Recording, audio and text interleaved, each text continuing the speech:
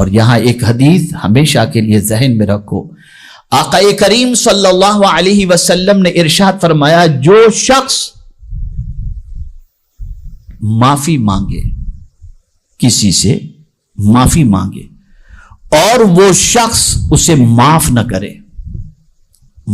کرے تو آقا کریم صلی اللہ علیہ وسلم فرماتے ہیں وہ کل بروز قیامت میرے حوض کوثر پر نہ آئے وہ۔ اسلام سکون قائم کرنے کے لیے آیا، خوشیاں دینے کے لیے آیا، پیس دینے کے لیے آیا، دلوں کو اللہ عز و جل کے نور سے منور کر کے طبیعت کے اندر فرحت و سرور پیدا کرنے کے لیے آیا۔ ہم نے تعلیمات نبویہ صلی اللہ علیہ وسلم کو چھوڑ دی، نتیجتاً آج ہماری زندگی بربادی کے دہانے پر پہنچ چکی ہے اور ہم خوشیوں کے انتظار کے اندر طویل عرصہ گزارتے ہوئے نظر آتے ہیں۔ تو پہلی چیز کیا کرنا، سمجھ گئے نا؟ خوش رہنا ہے تو معاف کرنے کی عادت اپناؤ، خوش رہنا ہے تو معاف کرنے کی عادت اپناؤ، انشاءاللہ العظیم ہمیشہ خوش رہو گے انشاءاللہ۔ یہ پہلی چیز۔ اب آئیے دوسری چیز کی طرف آتے ہیں، بھول جانے کی عادت اپناؤ۔ خوش رہنا ہے تو بولیے بھول جانے کی عادت، فرگیٹنیس، بھول جانے کی عادت۔ لے کے مت بیٹھو، تو نے یہ کہا تھا، تو نے ایسا کہا تھا، صدیوں تک جنگ نہ چلاؤ، بچوں تک یہ باتیں منتقل نہ کرو کہ اس نے ایسا کہا تھا، اس کی ماں نے ایسا کہا تھا، اس کے باپ نے ایسا کہا تھا، فلاں کس نے ایسا کہا تھا۔ نہیں، بھول جانے کی عادت۔ اور جو شخص بھولتا نہیں، یاد رکھتا ہے ایسی چیزوں کو جو اختلاف والی ہیں، وہ غم میں ہمیشہ گرفتار رہتا ہے، وہ ہمیشہ غم میں گرفتار رہتا ہے۔ اور بھول جانے سے غم ہلکا ہو جاتا ہے۔ میں دلیل دوں گا، انشاءاللہ سمجھ میں بات آ جائے گی۔ بھول جانے سے کیا ہلکا ہو جاتا ہے؟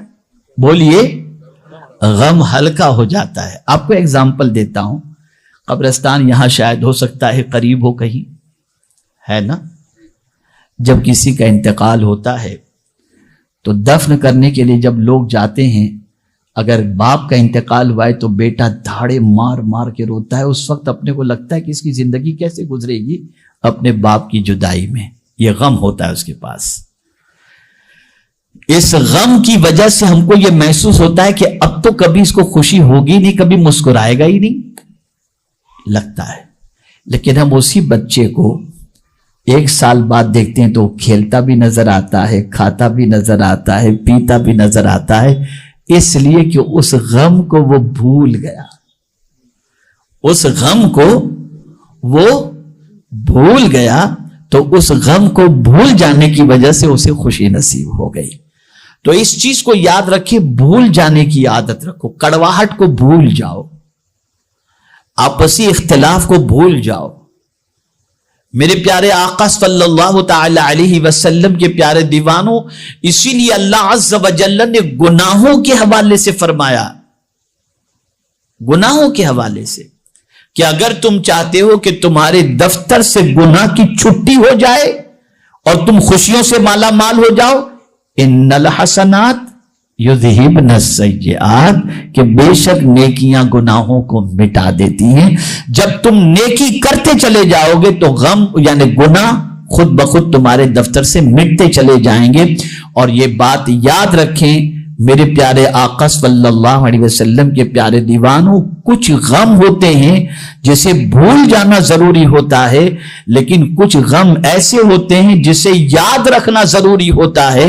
ام المؤمنین حضرت عائشہ صدیقہ رضی اللہ تعالی عنہا نے آقا کریم صلی اللہ تعالی علیہ وسلم سے دریافت فرمایا، یا رسول اللہ صلی اللہ تعالی علیہ وسلم، کیا کوئی بندہ ایسا بھی ہے جس سے قبر میں سوال نہ ہو؟ سرکار نے فرمایا، ہاں، وہ شخص جو اپنے گناہ کو یاد کر کے روئے، اللہ اس کو قبر کے سوال سے محفوظ رکھے گا۔ تو گناہ کے غم کو یاد رکھو، گناہ کے غم کو یاد رکھو، گناہ کی خوشی نہیں۔ لفظ پر توجہ چاہوں گا، ہمارے بہت سارے ایسے لوگ جو 40-45 کے ہو جاتے ہیں اور کالج کی لائف اور یونیورسٹی کی لائف جو گزار کر کے آتے ہیں اور وہاں جو موج مستی کیے ہوئے ہوتے ہیں، شادی ہو جاتی ہے اور 40-45 کے ہوتے ہیں تو بولتی ہیں وہ زندگی کتنی اچھی تھی. اس طرح سے یاد رکھنا، یہ یاد سکون کو غارت کر دیتا ہے. بلکہ یہ سوچو کہ اس زندگی کو ہم نے کیسے برباد کر ڈالی، گناہوں کے اندر گزار دی، اور اللہ کی بارگاہ میں آنسو بہاؤ. میرے پیارے آقا صلی اللہ تعالی علیہ وسلم کے پیارے دیوانوں، آپسی مسائل کو اس نے یہ کہا، اس نے یہ کہا، ایسا معاملہ ہوا، وہ یہ بولا، وہ ایسا بولا، اس کے باپ نے ایسا بولا، اس کے دادا نے ایسا بولا، اس کی ماں نے ایسا بولا، یہ سب بھول جاؤ. یہ سب جب تم بھول جاؤ گے تو تمہاری زندگی پرسکون گزرے گی. ورنہ فلاں ٹائم پر تم نے یہ کہا تھا، فلاں ٹائم پر تم نے یہ کہا تھا، اب تو ہم نہیں چھوڑیں گے اور خاندان میں رقابت ہوگی. اس لیے ایک عادت، خوش رہنا ہے تو اپناؤ، ان چیزوں کو بھول جاؤ. ان چیزوں کو بھول جاؤ جو تمہارے دل کو صدمہ دیتی ہیں، جو تمہارے دل کو تکلیف پہنچاتی ہیں، ان چیزوں کو تم بھول جاؤ. اگر تمہارے اندر بھولنے کی عادت اس قسم کی باتوں سے رہے گی، تمہاری زندگی میں خوشیاں رہیں گی اور تمہاری زندگی خوشی سے لبریز ہو جائے گی. اب آئیے تیسری چیز، اور یہ بہت اہم ہے.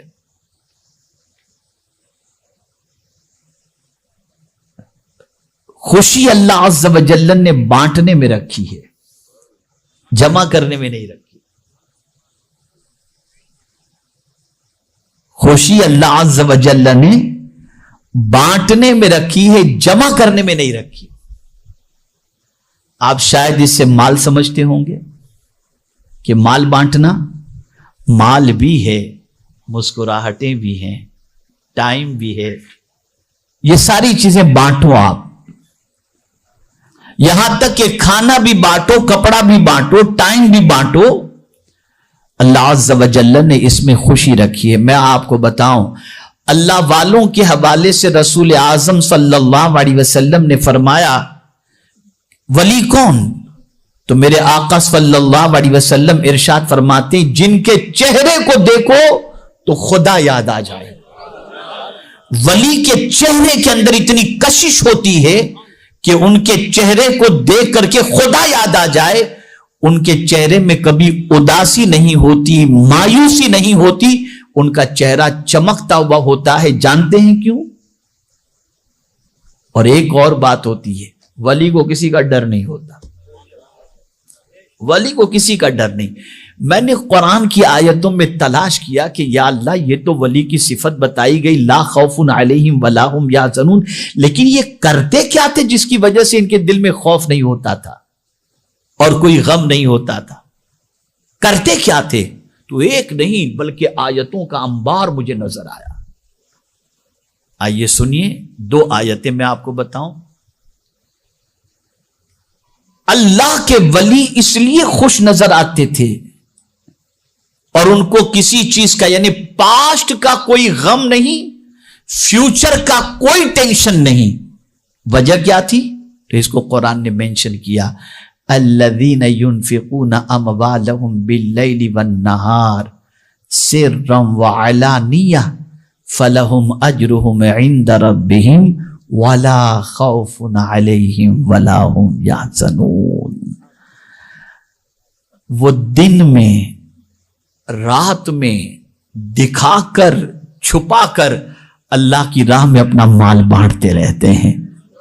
یہ بانٹنے والے، یہ بانٹنے کی وجہ سے اللہ ان کے دل سے خوف کو نکال دیتا ہے اور پاسٹ کے غم سے اللہ عز و جل انہیں نجات عطا فرماتا ہے.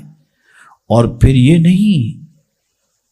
نہیں کہ دھندا اچھا ہو تو بانٹے اور مندے میں نہ بانٹے. نہیں، اللہ والوں کی شان قرآن بیان کرتا ہے، الذین ينفقون اموالهم الذین ينفقون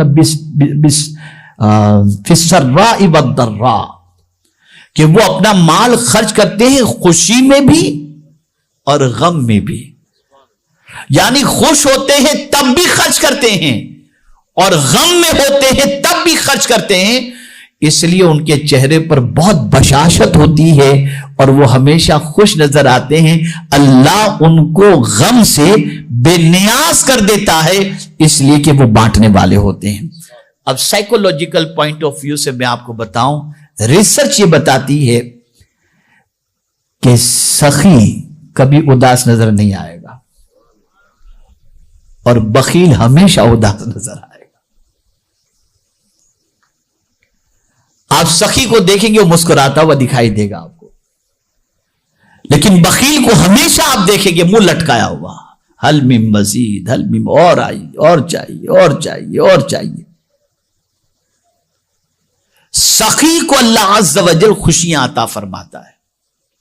بلکہ آقا کریم صلی اللہ علیہ وسلم نے ارشاد فرمایا, السخی حبیب اللہ ولو کان فاسق. سخی اللہ کو محبوب ہے اگرچہ وہ گنہگار ہی کیوں نہ ہو, اگرچہ گنہگار ہی کیوں نہ ہو. اللہ نے سرکار صلی اللہ علیہ وسلم نے فرمایا سخی اللہ کا حبیب ہے, اللہ کا محبوب ہے. تو اگر آپ خوشی چاہتے ہیں تو بانٹنے میں اللہ نے خوشی رکھی ہے. بانٹتے جاؤ, مسکراہٹیں بانٹتے جاؤ, جو کچھ اللہ نے آپ کو دیا ہے اسے بانٹتے جاؤ. اور بانٹنے میں بھی اس چیز کا خیال رکھیں, جو خود کو پسند ہو وہ بانٹو تو خوشی ملے گی, جو خود کو پسند نہیں وہ دو گے تو خوشی نہیں ملے گی. آپ دیکھ لیں ہم بہت کچھ دیتے ہیں, کل کا سڑا ہوا کھانا دے دو, پھٹے ہوئے کپڑے دے دو تو خوشی نہیں ملتی. لیکن اگر آپ خوشی حاصل کرنا چاہتے ہیں تو اپنی پسند کی چیزوں کو بانٹ کے ذرا دیکھو, خدا کی قسم دل خوشی سے لبریز نہ ہو جائے تو مجھے بتائیے گا. اپنی محبوب چیز کو دو, اپنی پسندیدہ چیز کو دو. قرآن کہتا ہے لن تنالوا البر حتی تنفقوا مما تحبون. ہرگز نیکی کو نہیں پہنچ سکتے جب تک کہ اپنی پسندیدہ چیز اللہ کے نام پہ نہ دے دو. تو بانٹنے میں خوشی ہے, بانٹنے میں خوشی ہے.